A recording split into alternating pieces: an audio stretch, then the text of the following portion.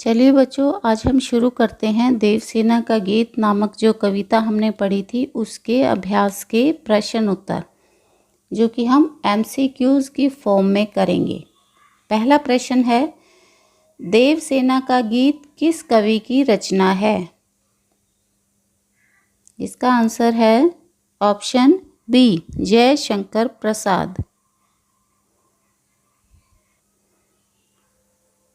Question number 2 देखते हैं, देवसेना का गीत किस नाटक से लिया गया है?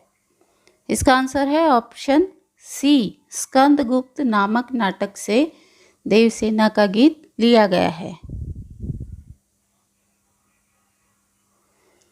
प्रश्न नंबर 3, देवसेना किससे प्रेम करती थी? इसका उत्तर है ऑप्शन बी, स्कंदगुप्त से। प्रश्न नंबर 4, स्कंदगुप्त किससे प्रेम करता था? इसका उत्तर है ऑप्शन सी, विजया से। देवसेना स्कंदगुप्त से प्रेम करती थी, लेकिन स्कंदगुप्त मालवा प्रदेश के राजा धनकुबेर की पुत्री विजया से प्रेम करते थे। क्वेश्चन नंबर 5, देवसेना की भाई का क्या नाम था? इसका उत्तर है ऑप्शन बी, बंधु वर्मा। बंधु वर्मा मालवा के राजा थे और देवसेना के भाई थे। हुणों के आक्रमण में बंधु वर्मा की मृत्यु हो जाती है। प्रश्न नंबर 6, देवसेना को जीवन भर संघर्ष के बदले क्या मिला? देवसेना ने सारी उम्र संघर्ष किया, ना उसे प्रेम मिला, ना उसे सम्मान मिला, ना ही उसे अपना राज्य और धन दौलत वापस मिली। उसे केवल जीवन भर संघर्ष के बदले वेदना और दुख की प्राप्ति हुई। इसलिए इसका आंसर है ऑप्शन सी। प्रश्न नंबर 7, देवसेना ने अंतिम समय में अपनी कौन सी चीज़ भीख में दे दी?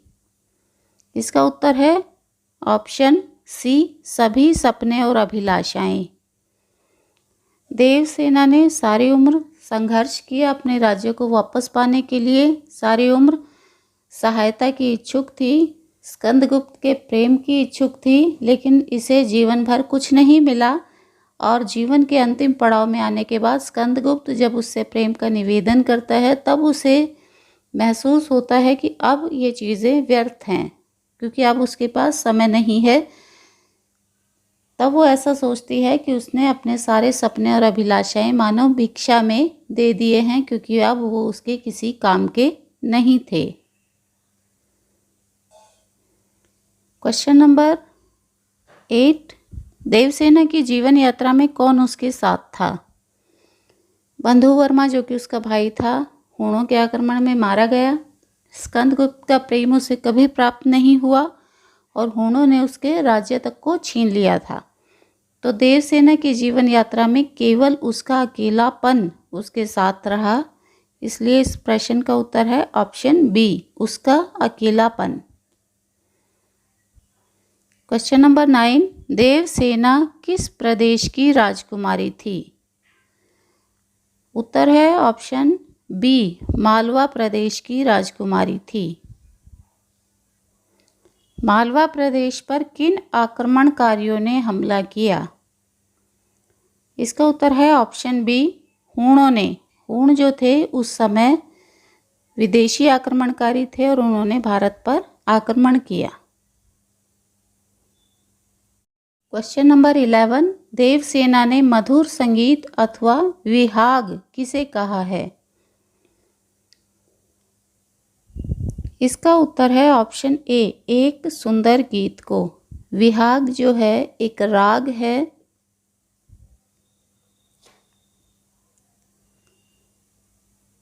जो कि मध्य रात्रि या आधी रात को गाया जाता है। बहुत मधुर संगीत होता है उसका। तो देवसेना को अपने जीवन के अंतिम क्षणों में स्कंदगुप्त का प्रेम निवेदन जो है विहाग की तरह से लगा, मधुर संगीत जैसा लगा। अगला प्रश्न देखते हैं। सबकी कैसी निगाहें देवसेना पर लगी हुई थी? पूरी उम्र भर देवसेना ने संघर्ष किया, न किसी ने उसकी सहायता करी, न किसी को उसके ऊपर दया अथवा करुणा आई, न किसी ने उससे प्रेम किया। केवल कुछ राजकुमारों ने उसको सहायता ऑफर की, जिसमें उनके राज्य को प्राप्त करने के या धन दौलत को प्राप्त करने के या देवसेना के शरीर को प्राप्त करने के निजी स्वार्थ हो सकते हैं। तो इसका उत्तर है ऑप्शन ए, सबकी तृष्णा भरी। तृष्णा का अर्थ होता है लालच। लालच भरी निगाहें देवसेना पर लगी हुई थी। अगला प्रश्न देखते हैं। देवसेना ने आशा को बावली क्यों कहा है?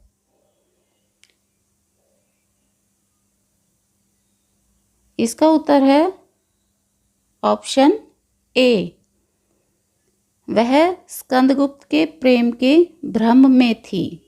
सारी उम्र उसको ये विश्वास था कि स्कंदगुप्त कभी तो लौटकर वापस आएगा, और जैसे ही वह लौटकर आएगा उसके सारे सपने पूरे हो जाएंगे और उसकी सारी परेशानियां समाप्त हो जाएंगी। तो वह इस भ्रम में थी। उसके मन को इन इच्छाओं के पूरी होने की उम्मीद थी, इसलिए देवसेना ने आशा को बावली कहा है।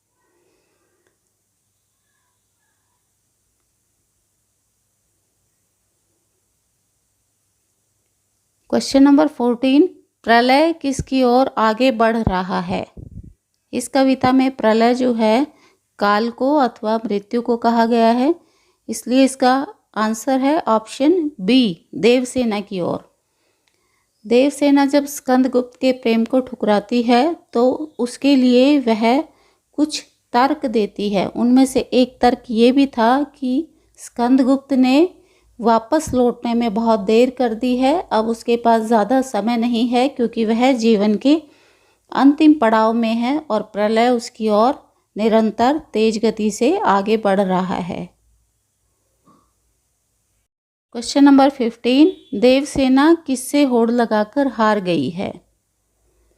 इसका आंसर है ऑप्शन ए, प्रलय या मृत्यु से।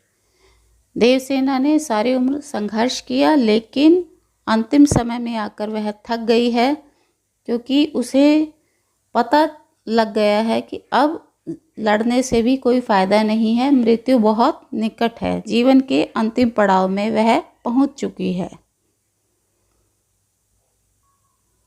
देवसेना किससे थाती लौटाने की बात करती है? इसका आंसर है ऑप्शन डी, स्कंदगुप्त से। थाती का मतलब होता है अमानत।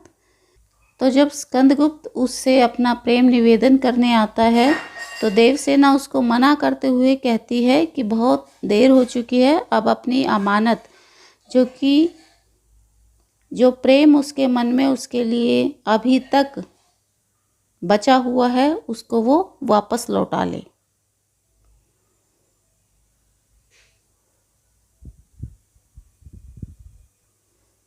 Question number 17। देवसेना ने मन की लज्जा किस कारण गंवाई है? इसका उत्तर है ऑप्शन डी, स्कंदगुप्त ने उसे ठुकरा दिया था। देवसेना के भाई की मृत्यु के बाद और राज्य छीनने के बाद वह स्कंदगुप्त के पास जाती है, उसके राज्य में उससे शरण मांगने और उसका प्रेम पाने के लिए। लेकिन स्कंदगुप्त क्योंकि अपने राजनीतिक लाभ के लिए विजया से विवाह करना चाहता था, इसलिए वह देवसेना को ठुकरा देता है।